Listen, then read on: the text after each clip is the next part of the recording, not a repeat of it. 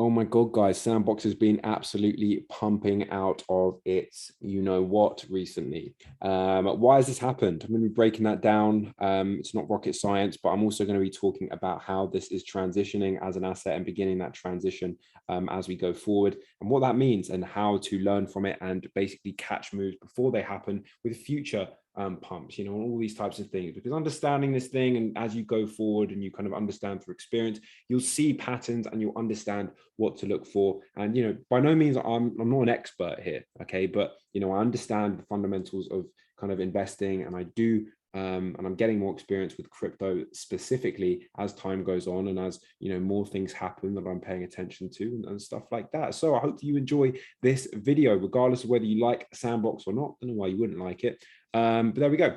So last time I made a video about Sandbox was, I believe, last week. I think it was last week, and it was around about here, before this kind of massive pump has happened. Now, this isn't because I knew this pump was going to happen. It's because I believed in the project, and I knew that if I just held, this had a very, very high likelihood of pumping eventually. The news that did come out was only the catalyst for that. It wasn't the, it's a catalyst built on top of solid foundations. And so that was basically the Sandbox alpha launch. So we are now in the beginning stages of transitioning for Sandbox from a speculation only asset, meaning there is no real world use for the Sandbox yet, as in there's no real people playing it. It's all marketing. It's all people believing in the project. And whilst there is a lot of belief, there's loads of gameplay and stuff like that, there is a large element of speculation still involved in the prices, which is often why we see these ridiculous parabolic moves that, you know, you're just not going to see as often in something like Ethereum or a larger cap coin like that. But as we transition from pure speculation to developing a genuine user base where people are using, enjoying the game, hopefully, and it becomes more and more popular, dips in price aren't going to be so life or death for a particular coin. Because just because you know, there is a dip in price or there's some bad news that comes out, if the game is really enjoyable and people enjoy playing it, they're going to keep playing it. They don't care. And that means that no matter what happens to price, there will be a more standardized flow of price, and it's not going to be as erratic. Now, what does this mean? Well, it means that as we continue to grow, it means that, you know, as well as any project grows, the fluctuations in price are going to be significantly less, because it takes more to grow. The larger the market cap, the more money it takes to actually move the market. But that's not necessarily a bad thing. And I still think the potential for Sandbox, we haven't even got close. I think a $20 billion market cap for Sandbox is really, really achievable. And so if we think about that in terms of where we are now, that's an easy like 6x. I think, is that about 6x? Yeah, just under a 6x or something. I don't know. My maths is debatable at this hour of the day. It's been a very long day. But this is important because looking at things from a purely speculation-based approach, the main thing that I wanted to talk to you about today is the importance of having your ear close to the ground. Because if you try and focus on 1,000 different things, you are not going to be able to stay on top of different things.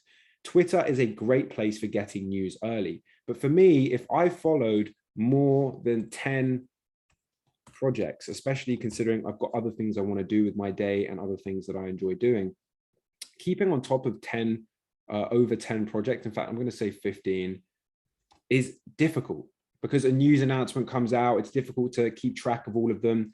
And therefore, you're going to miss all of them. You're spreading yourself too thin. And whilst, yes, I may not catch all or even most of the huge perpetual pumps, the ones that I do catch, I catch because I'm staying really, really close and keeping my ear to the ground with those specific projects. And so the Sandbox is one of those. Okay, I understand the project. I believe in the project. I've done tons of research on it. I understand the gameplay, all of these types of things. And so I believe in it. So those are basically the two things that I wanted to talk to you about today. I will quickly, you know, look at Ethereum, for example. Okay, we don't see as many huge parabolic swings as we do see with the Sandbox. We still do see them. We see it up here and down here, etc. But generally speaking, it tends to follow a more standardized approach.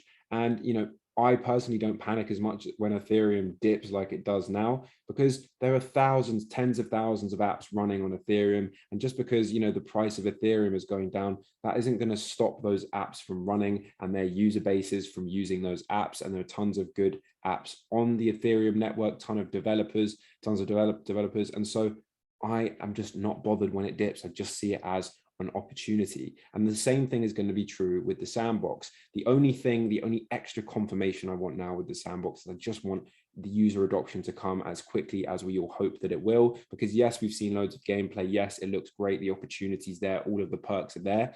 But is that going to be realized in reality? That's a different question. But I think that all of the pieces of the puzzle are laying the foundation for that to be the case. So we've just got to wait and see. But because if I didn't have my notifications on for this, I wouldn't have bought more Sandbox before that big pump. And so it's very, very important to understand that. So guys, take care. I hope that you all enjoy. Smash the like button if you did, and I'll see you in the next one.